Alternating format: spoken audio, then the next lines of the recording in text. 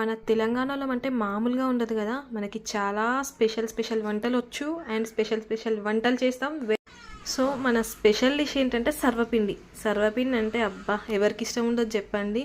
ఎంత easy process, within 5 minutes or 10 మినిట్స్లో అయిపోతుంది. మనం ఇంగ్రీడియంట్స్ కలపడమే ఆలస్యం. కలిపేసామా, తడిపేసామా పిండి, కథం ప్యాన్ పైన ప్రెస్ చేయడమే కదా. ఇంత ఈజీ ప్రాసెస్ ఆల్రెడీ మనకొచ్చు, ఎప్పుడో నేర్చుకున్నాము. నేర్చుకోవడానికి పెద్ద ప్రాసెస్ ఏం కాదు, మా మమ్మీ చేస్తుండే, సో చూసి అలా నేర్చుకున్నాం కదా. పిండి కలపడంలోనే ఉంటుంది కదా. అన్ని ఇంగ్రీడియంట్స్ వేసి కలిపేయాలి. ఆ తర్వాత ప్యాన్ పైన ఇలా ప్రెస్ చేయాలి. స్లోగా ఫ్లేమ్ పెట్టేసి మనం సర్వపిండి అయ్యేంత వరకు మనం ఫ్రై చేసుకోవాలి. చాలా ఆయిల్ యూజ్ చేయొద్దు, కొంచెం ఆయిల్ యూజ్ చేస్తే చాలా క్రిస్పీగా, చాలా క్రంచీగా, టేస్టీగా కూడా ఉంటుంది. సో ఇది స్నాక్స్ లాగా లేదా evening time tea time snack లాగా కూడా తినొచ్చు.